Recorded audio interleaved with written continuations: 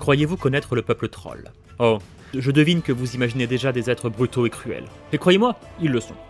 Des créatures rustres, tout juste intelligentes, qui firent le malheur de leurs voisins. Enfin, une fois encore, vous n'auriez pas tort.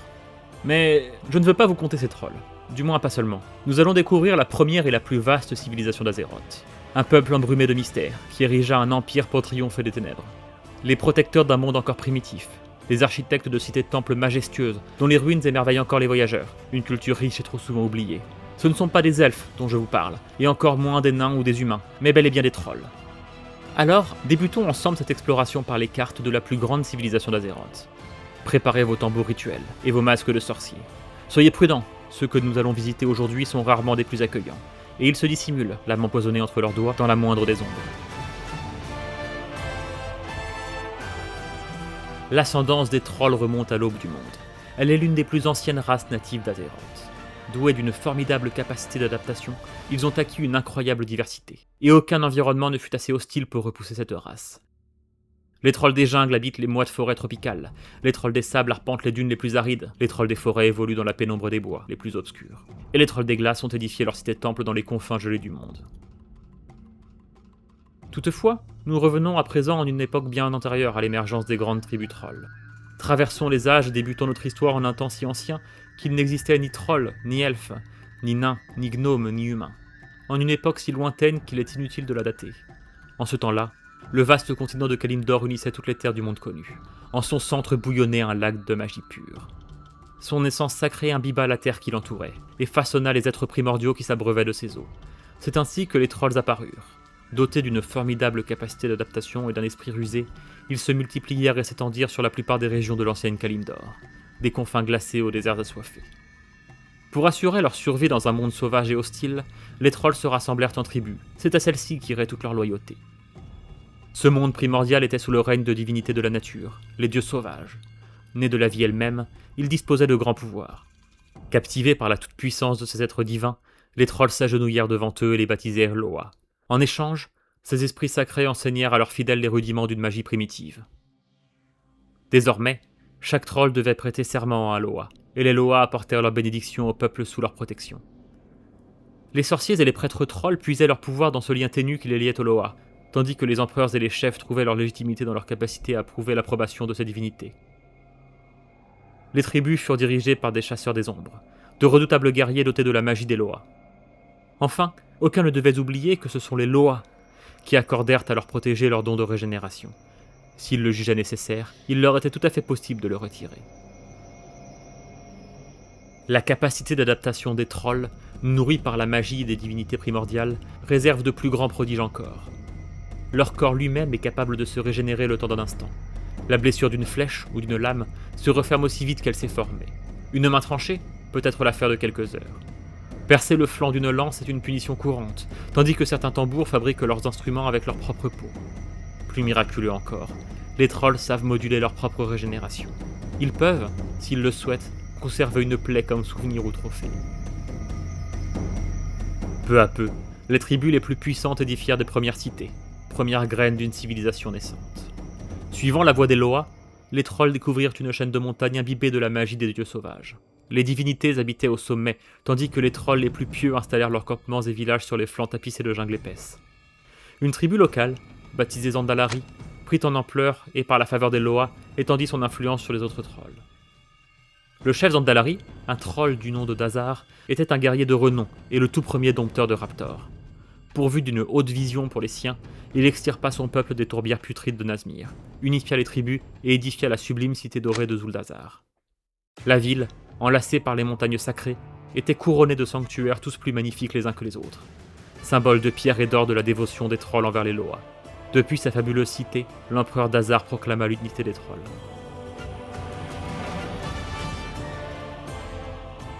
Les successeurs de Dazar étaient bien incapables de tenir seuls un empire aussi vaste et peuplé. Il était loin le temps des petites tribus. Les trolls se divisaient alors peu à peu en castes hermétiques, génération après génération. Ils évoluèrent en peuples distincts. Au sommet, les Andalari régnaient sur tous les autres. Ils étaient les intermédiaires avec les Loa, et à ce titre, leur domination était incontestable. Ils étaient aussi les érudits, gardiens de la mémoire du peuple troll, estimés pour leur savoir et redoutés pour leur influence. Les trolls des forêts veillaient sur les vastes provinces boisées de l'Empire. Les trolls des jungles, eux, étaient les protecteurs des étendues sauvages méridionales. Moins nombreux, les trolls des glaces habitaient les froides cimes des plus hautes montagnes. Mais à mesure que ces castes, devenus des peuples, s'éloignaient du cœur sacré de Zandalar, ils se détachaient de plus en plus du pouvoir de Zuldazar, dans l'indifférence totale des chefs Zandalari. C'est ainsi que l'autorité des héritiers de Dazar déclina au fil des générations, relégués à un rôle rituel par leur lien étroit avec les divinités. Un phénomène qui se reproduirait bien souvent dans l'histoire de la race troll. Les trolls s'étendaient de plus en plus loin, à une époque où on n'avait guère d'autres empires pour les en empêcher. Un endroit, toutefois, était fermement prohibé par les lois. Au pied des montagnes de Zandalar s'élevait un monticule de pierres noires dont émanaient de sordides énergies. Hélas, l'assouplissement du règne de Zuldazar laissa un petit groupe de rebelles s'approcher de l'endroit maudit. Menés par un certain Zando, une poignée de trolls séditieux approchèrent le tertre damné. Ce n'étaient pas de simples pierres, mais les restes amoncelés d'une créature abjecte. Zando et ses fidèles virent en cet être monstrueux un Loa inconnu, plus puissant que tous les autres et rejeté des siens. Ils accomplirent un rituel funeste teinté de sacrifices pour l'éveiller, espérant ainsi gagner ses faveurs. Nourri par le sang chaud des sacrifiés, l'être déchu émergea de son long sommeil et, en guise de récompense, dévora ceux qui l'avaient éveillé. Loin d'être un Loa bienfaisant, il était un serviteur des dieux très anciens. Ce Ctraxi, connu sous le nom de Kitix, avait jadis combattu pour le profit des ténèbres, jusqu'à ce que le gardien Tyr ne parvienne à le pourfendre. Kitix avait fui le combat, mortellement blessé, pour mourir au pied des montagnes sacrées. Cependant, même dans la mort, son influence n'avait pas disparu, et désormais de retour parmi les vivants, il lui tardait de reprendre sa funeste croisade. Il appela à ses côtés les essaims endormis des Akirs, ces vils insectes, antiques architectes de l'Empire Noir. En secret, ils établirent un vaste empire souterrain du nom d'Azjakir. Depuis les profondeurs de la Terre, ils se multiplièrent, jusqu'à ce que leur nombre soit assez écrasant pour ensevelir le continent primordial sous une nuée de ténèbres. Kitix attendu. Lui qui avait sommeillé des millénaires durant pouvait sans mal patienter jusqu'à ce que ses troupes soient de taille à écraser ces pitoyables mortels. Enfin prêts, ils surgirent de leurs abysses pour déferler sur l'empire faiblissant des trolls. Croulant sous le nombre de leurs ennemis, de nombreuses tribus éparses succombèrent. Les Akirs ne faisaient preuve d'aucune pitié, dévorant toute vie sur leur passage. Lentement, mais sûrement, ils approchaient les cimes et les cités-temples de Zandalar. Le peuple troll, divisé, n'était pas de taille à lutter. Dotée de son autorité spirituelle encore incontestée, la tribu de Zandalar parvint à rassembler les vestiges des peuples trolls, écrasés sous des nuées d'insectes. Elle proclama l'empire de Zul. En son sein, les trolls mirent leur querelle de côté pour dresser un front uni face à Kitix et ses légions. Ce dernier n'était d'ailleurs pas le seul Ctraxi qui menait l'assaut sur les positions des trolls. Mithrax fut chargé d'un assaut sur les jungles de Vol'dun, non loin de la capitale impériale. Il massacra les défenseurs trolls et Séphrak, des créatures indigènes serviteurs de la Loa Séphralis. Mithrax visait l'antique pyramide d'Atulaman, l'un des sceaux qui empêchait une abominable créature de reprendre vie. Si une telle chose venait à advenir, Mithrax et Kitix ne seraient plus la plus grande menace sur Azeroth. Les armées mortelles balayées par l'avancée du Ctraxi, la Loa serpent Séphralis choisit de se sacrifier pour venir à bout de son adversaire. Hélas, le sceau rompit malgré le trépas de Mithrax.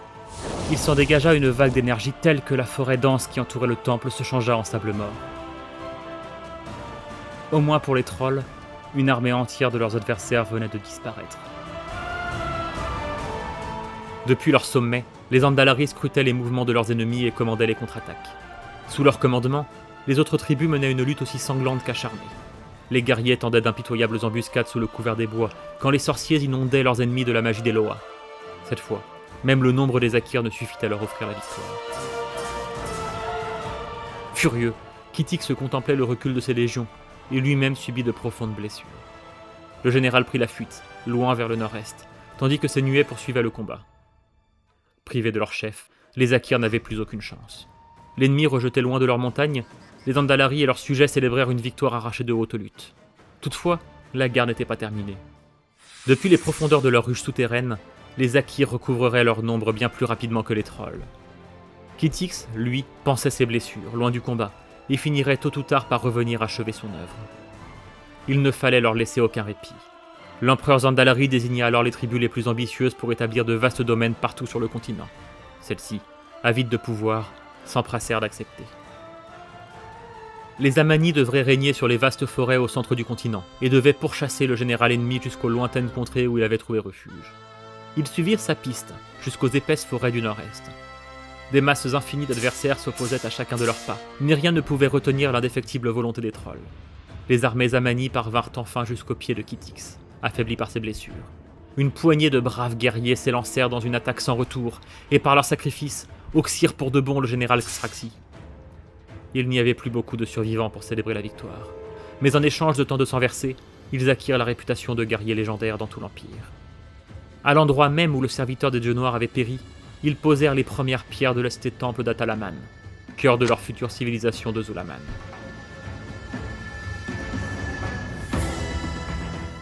Les Gurubashi prirent possession des vastes et chaudes contrées au sud du continent. Là, ils découvrirent les ruches colossales d'Ankiraj, prison dans laquelle était encore retenu le dieu très ancien Ktun. Là, les Akirs avaient soumis ces geôliers, déforgés par les titans dénommés Anubisat. Ces géants de pierre, qui auraient dû se battre aux côtés des trolls contre les légions des ténèbres, se retournèrent contre les mortels. L'union des Akirs et des Anubisat saignait les rangs des Gurubashi, contraints de reculer encore et encore. Puisqu'une armée massive ne permettait pas d'emporter la victoire, les seigneurs Zandalari les persuadèrent de diviser leurs forces en tribus plus petites et autonomes. Celles-ci, mobiles et discrètes, s'infiltrèrent entre les lignes ennemies, et embuscade après embuscade, décimèrent les forces des ténèbres. S'ils ne parvinrent à les anéantir, les Akirs et leurs serviteurs furent assiégés dans leurs imprenables citadelles, et les trolls prirent possession des territoires environnants, étouffant lentement la menace.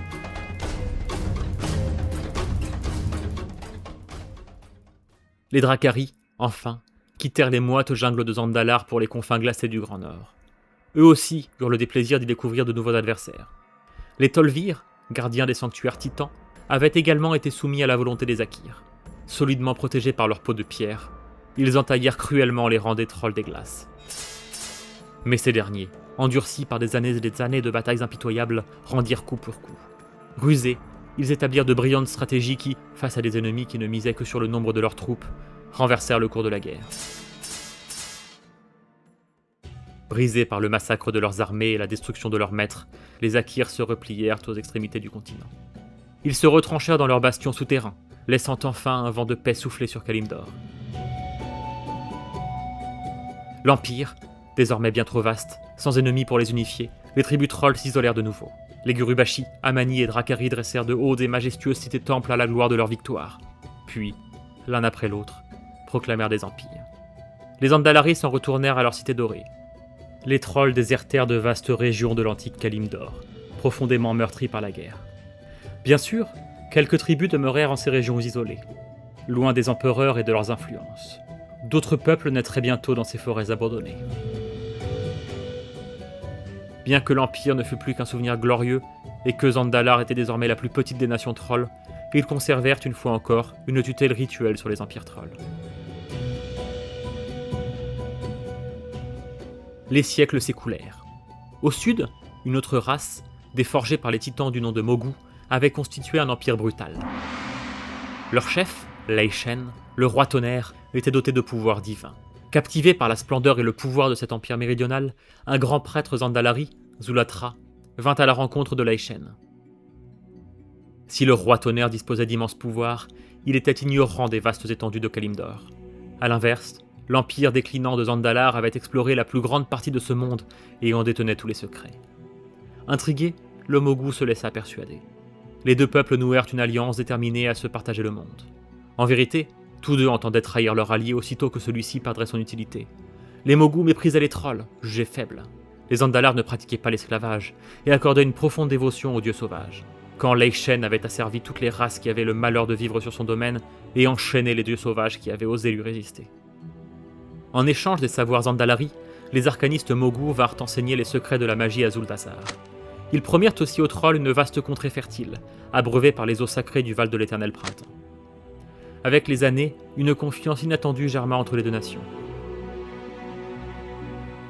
Lei Shen, qui n'accordait aucune illusion en la loyauté de sa race, trop souvent belliqueuse et ambitieuse, scella un accord secret avec Zulatra. S'il venait à périr, les Andalari détiendraient la clé pour le ramener en ce monde. Le roi tonnerre savait fort bien que sans son aide, jamais les trolls ne parviendraient à toucher du doigt les incroyables pouvoirs qu'ils désiraient tant. Tandis que les deux empires se dressaient dos à dos pour dominer ce monde primordial, aveuglés par leur propre puissance, ils n'entrevoyaient pas les fissures qui lézardaient les fondations de leur pouvoir. Lei Shen découvrit ainsi les contrées occidentales, leurs complexes édifiés par les titans et les tolvir qui y résidaient. Désireux de les intégrer à son empire, attiré par les pouvoirs infinis des édifices titans, le Mogu marcha sur la région, ses armées assistaient des légions d'Andalari. Leur force était si écrasante que nul n'imaginait les tolvir remporter la victoire. Conscients de la défaite qui se profilait, ces derniers prirent une cruelle décision. Les machineries façonnées par les titans soutenaient une énergie dévastatrice. Conscients du danger que pouvait représenter une telle arme entre les mains des trolls, et pire encore, des Mogu, les tolvir choisirent le chemin du sacrifice. Ils libérèrent les énergies du complexe en une déflagration dévastatrice. Un éclair de magie pure balaya la région. Les jungles luxuriantes disparurent au profit d'un désert sans vie. Les armées tolvir, Mogus et Andalari n'étaient plus que poussière dispersée par un vent lugubre.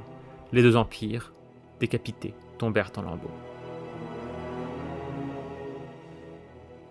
Les trolls, bien que défaits, n'avaient pas oublié la promesse qui leur avait été faite. Un vaste domaine nimbé de magie leur était toujours promis, sur les flancs du Val de l'Éternel Printemps. Hélas, après le trépas du roi Tonnerre, l'Empire Mogu était entré dans un âge sombre, émaillé de guerres civiles et de luttes intestines pour le pouvoir. Cette division avait ouvert une brèche dans laquelle les esclaves Pandaren, Jinyu, Ozen et Grumlow s'étaient engouffrés. L'Empire s'écroula, remplacé par un nouveau, dirigé par les sages Pandaren. Il était clair que les nouveaux maîtres de la région n'accorderaient aucun crédit aux promesses formulées par leurs anciens oppresseurs. Mais les trolls, eux, n'entendaient pas abandonner si facilement leurs revendications. Un descendant de Zulatra, un dénommé Mengazi, persuada les trolls de s'emparer des terres promises par la force des armes. Les Pandaren n'étaient pas des guerriers et ne pourraient rien opposer aux armées de Zandalar, à la condition que la frappe les prenne de surprise et les blesse mortellement. Mengazi prépara une armée et, sans coup férir, fusa sur les provinces de l'Empire Pandaren. Ils prirent d'assaut les paisibles villages, n'épargnant nulle âme sur leur passage. Puis ils s'enfoncèrent dans la forêt de Jade, cœur de l'ennemi, bien déterminés à l'achever avant qu'il n'ait eu le temps de se ressaisir. Saisis d'effroi, les Pandaren et leurs alliés ne savaient comment réagir. Ils n'avaient qu'une minuscule armée de moines, chargés de veiller, loin de là, sur la dangereuse frontière occidentale. Mais alors que les trolls s'apprêtaient à accomplir la destruction de l'Empire et du peuple Pandaren, une jeune femme du nom de Jiang apprit à chevaucher les serpents nuages et composa une cavalerie céleste. Depuis les cieux, Jiang et ses compagnons brisèrent l'élan des Andalari, qui, ivres de leur succès, furent soudain pris au dépourvu. Incapables de repousser un tel adversaire, les trolls reculèrent dans les montagnes septentrionales. C'était là que reposait la dépouille de Lei Shen, le roi Tonnerre. Mengazi décida de relever l'antique empereur Mogu. Ses pouvoirs seraient de taille à anéantir ces misérables chevaucheurs de serpents. Mais Jiang ne partagea guère l'enthousiasme du troll à ce propos, et se précipita jusqu'au caveau, où Mengazi préparait déjà son rituel. La Pandaren chargea le sorcier troll depuis les cieux. D'un coup net, elle pourfendit le troll, avant de se laisser submerger par les gardes Zandalari. Elle périt sous leurs coups furieux, mais c'en était fini des espoirs trolls. Décapitée, l'armée battit en retraite vers les montagnes de Zandalar.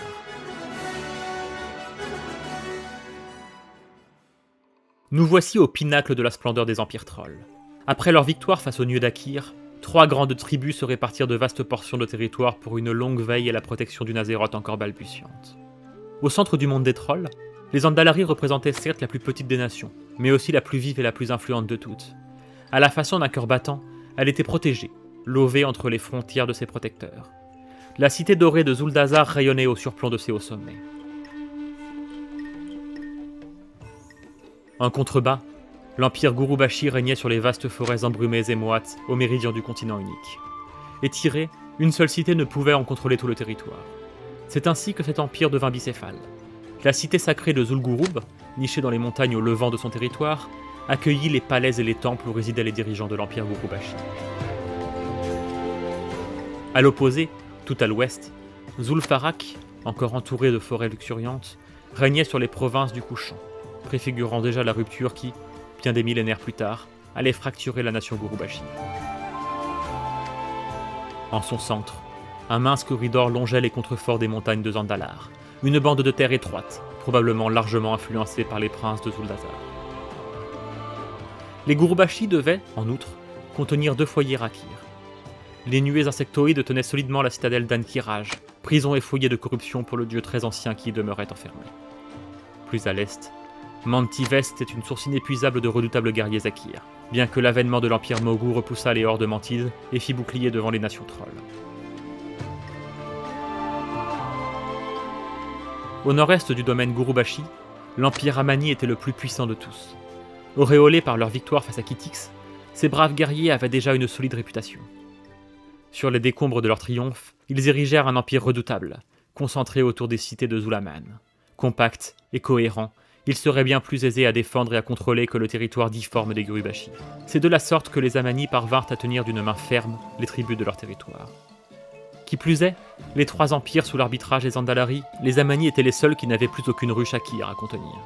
Les jeunes trolls, qui ne versaient pas leur sang en des guerres sans fin, pouvaient poser leur pierre à l'édification d'une nation majestueuse. Voici sans doute la raison pour laquelle le domaine des Gurubashi se recouvrit de plus de cités magnifiques et de plus de sanctuaires imposants que toute autre terre des trolls. Dans les confins glacés du Grand Nord, les Dracari n'avaient pas autant de chance. Isolés, loin des splendeurs de Zandalar et loin des Loas les plus sacrés, ils devaient faire face à rien de moins que 2 menaces, et sans aucun allié pour leur venir en aide.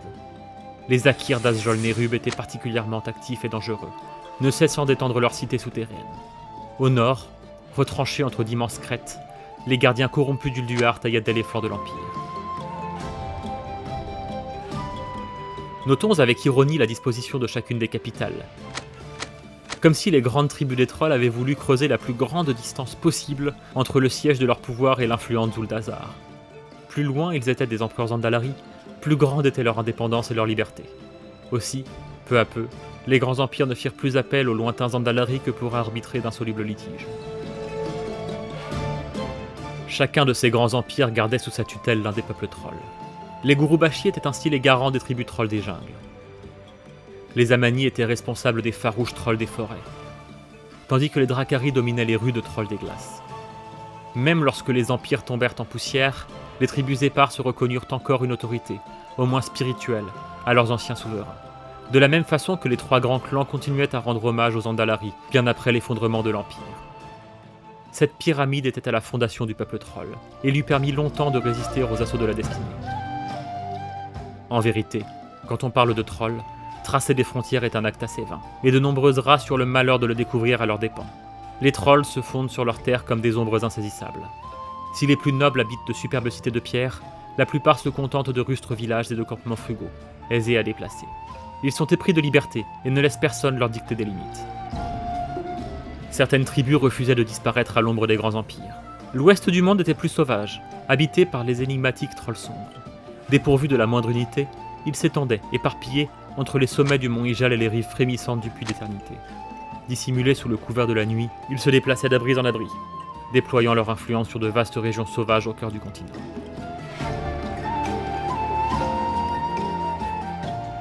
Alors que les Andalari concentraient leurs efforts et leur attention au sud du continent, loin au nord, au cœur des terres, les berges du puits d'éternité, source de magie qui avait jadis insufflé la vie aux trolls, étaient désormais le foyer de ceux que l'on appelait les trolls sombres. Peu nombreux, ces tribus étaient méprisées par leurs semblables, et avaient trouvé refuge dans les obscures cavernes autour du mont Ijal. Ils n'en sortaient qu'à la faveur de la nuit, craignant l'aveuglante clarté du soleil. À l'écart des autres peuples trolls, ils n'avaient pas participé à la guerre contre les Akirs, et n'avaient jamais prêté allégeance aux empereurs de Zandalar. À l'inverse de leurs confrères, ils n'avaient pas pour but de maîtriser la terre par la force, mais n'aspiraient à rien de plus que de tisser une relation harmonieuse avec elle. Attirés par la source infinie d'énergie naturelle du puits d'éternité, certains s'étaient secrètement installés sur ces berges. Infusés de pouvoir, leur corps s'était progressivement transformé. Leur silhouette s'élança avec grâce et noblesse, loin de la grossière allure des trolls. Les afflux de magie sculptaient à leur esprit, affûtant sagesse et intelligence. Eux qui étaient jusqu'alors demeurés à l'écart de l'adoration des Loas choisirent une nouvelle déesse, Elune, souveraine de la nuit, endormie dans les profondeurs du lac sacré. Ces anciens trolls se firent appeler Kaldorei, enfants des étoiles, ou elfes de la nuit. Bien qu'ils aient tourné le dos aux Loas, privilégiant désormais la déesse qui sommeillait dans l'obscurité du puits, La soudaine sagesse de ces elfes captiva certains dieux sauvages des environs. L'un d'entre eux, prénommé Cenarius, décela en eux le potentiel de protecteur de la nature. Il lia une amitié profonde avec ces anciens trolls sombres et leur enseigna les secrets de la magie de la vie. Les elfes de la nuit édifièrent une société harmonieuse autour du puits d'éternité. Leur capitale, Elundris, s'entremêlait aux forêts et aux rivières sans jamais s'imposer avec la férocité et l'orgueil de leurs cousins trolls. Mais au fil du temps, intrigués par les énergies crépitantes et bouillonnantes du puits d'éternité, certains de ces elfes se tournèrent vers une étude rigoureuse de ces essences mystiques. Ils se détournèrent des enseignements de Cenarius pour édifier des temples, des palais et des monuments extraordinaires. Peu à peu, Elundris devint une cité sublime, certes, mais ville tentaculaire où la nature sauvage n'avait plus sa place. C'est alors qu'une reine du nom d'Ashara monta sur le trône. Puissante sorcière à la beauté envoûtante, elle nourrissait de plus grandes ambitions pour son peuple. Alors que les elfes avaient toujours cultivé l'harmonie et la concorde avec les peuples voisins, Ashara encouragea un sentiment de pureté raciale, qui promouvait la haine envers les autres races.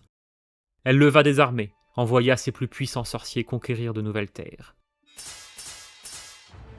Les trolls divisés, les Andalari encore affaiblis par le massacre de leurs armées, furent incapables de résister.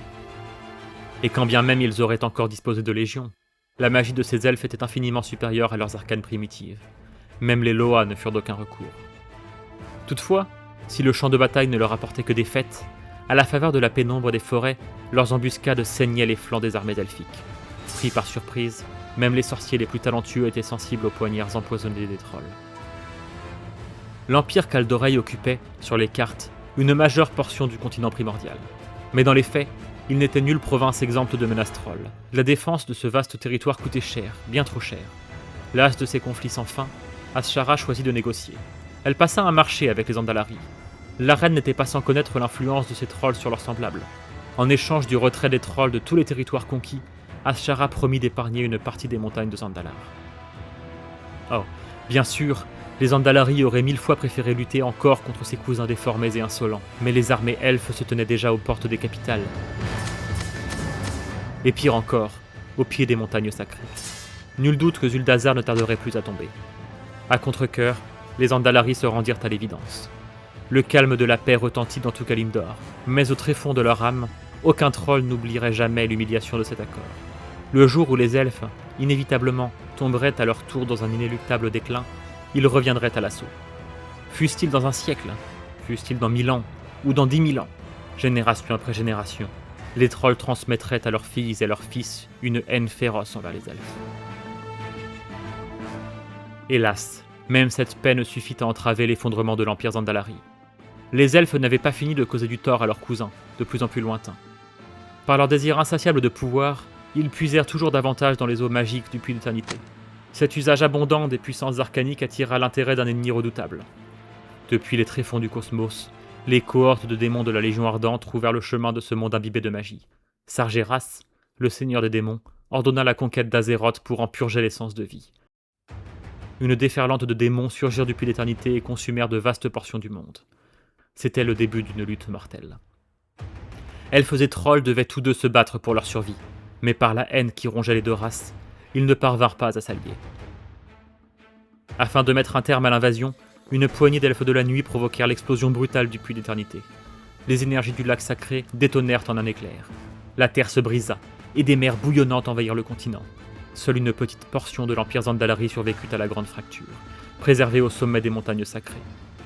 Le monde ancien qui avait fait la gloire des trolls n'était plus. Petit à petit, les Andalari se renfermèrent sur leur île, sans jamais cesser de veiller sur leurs frères des jungles, des forêts et des glaces. Ils œuvrèrent en secret pour enrayer le déclin des peuples trolls, espérant un jour voir revenir l'âge d'or tant convoité. L'expansion Kaldorei mit un terme au règne absolu des empires trolls.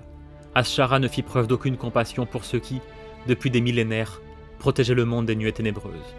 Les elfes prirent possession du centre-ouest de Kalimdor, là où vivaient jadis leurs ancêtres trolls sombres, mais étendirent leurs frontières jusqu'aux portes des capitales trolls, une façon de rappeler avec quelle facilité ils pouvaient à l'avenir décapiter ces restes d'empire que la souveraine avait daigné leur laisser. Zandalar fut ainsi réduite à sa plus stricte portion. Les Gurubashi virent leur territoire découpé en 3 parties majeures. S'ils pouvaient encore tenir l'Orient, sous la coupe de Zul'Gurub, le centre bascula sous l'égide de Zuldazar. Régenté par la cité de Zul'Farrak, s'émancipa progressivement de Zul'Gurub, jusqu'à prendre en main sa destinée au lendemain de la Grande Fracture. Les Dracari furent durement amoindris, et seuls les Amani s'en sortaient un peu mieux, bien que rejetés vers la côte. L'Empire elfique trancha ainsi les liaisons qui connectaient encore Zandalar à ses ouailles, une façon pernicieuse de briser et d'humilier une fois encore le fier peuple des trolls. Les trolls sont la plus ancienne civilisation indigène d'Azeroth. En un temps où n'existaient ni elfes ni humains, ni nains ni gnomes, ils avaient déjà édifié un empire sans aucune commune mesure. Alliés aux Loa, ils triomphèrent des Nuezakir et veillèrent scrupuleusement et inlassablement sur un monde primitif. Nous pourrions les qualifier de brutaux ou de rustres, loin du faste et du raffinement des nations elfiques. Toutefois, il faut accorder à leur crédit que leur empire naquit d'une victoire contre les ténèbres, et non d'une expansion vorace et avide, lorsque l'empire des elfes, aussi noble qu'il se prétendit être, émergea des volontés prédatrices d'une souveraine égoïste, et fut à la source du pire cataclysme que connut Azeroth. Songez, lorsque votre regard se posera sur les pierres moussues, polies par les âges d'une cité millénaire des trolls, à la grandeur de la civilisation qui l'édifia. Les trolls ont plongé dans les abysses d'une décadence inévitable, et espèrent reconstruire par le sang leur antique héritage, sans comprendre que c'est leur dévotion sincère envers les Loa et la sagesse d'empereurs avisés qui fit de la race troll une race glorieuse, non la cruauté sanguinaire de leurs guerriers. Si vous avez suivi cette vidéo jusqu'au bout, c'est peut-être que vous avez aimé sa narration et son format. Si tel est le cas, n'hésitez pas à le montrer par un petit j'aime. Les commentaires sont également encourageants, et je suis prêt à entendre toute critique qui aiderait à améliorer les prochaines vidéos. La chaîne est jeune, et a encore beaucoup à apprendre. Enfin, si vous souhaitez l'accompagner, abonnez-vous pour découvrir très bientôt la suite de la fabuleuse et encore longue histoire des trolls. Et partagez si vous connaissez des curieuses et des curieuses qui pourraient apprécier ce genre de contenu. Certains d'entre vous ont suggéré que je traite des épisodes anciens, qui touchent au titan ou au cosmos. Comprenez que ce format ne s'y prête pas le moins du monde. Aussi, je voudrais vous recommander une chaîne. La tisseuse de monde façonne peu à peu une longue fresque de l'histoire d'Azeroth, depuis les toutes origines de cet univers. Si vous aimez vous laisser porter par le récit, vous devriez apprécier. Je suis convaincu que nombre d'entre vous la connaissent déjà d'ailleurs. Si vous aimez voir grandir une scène francophone qui explore les récits de Warcraft avec passion, n'hésitez vraiment pas à l'encourager. En attendant la prochaine vidéo, portez-vous bien.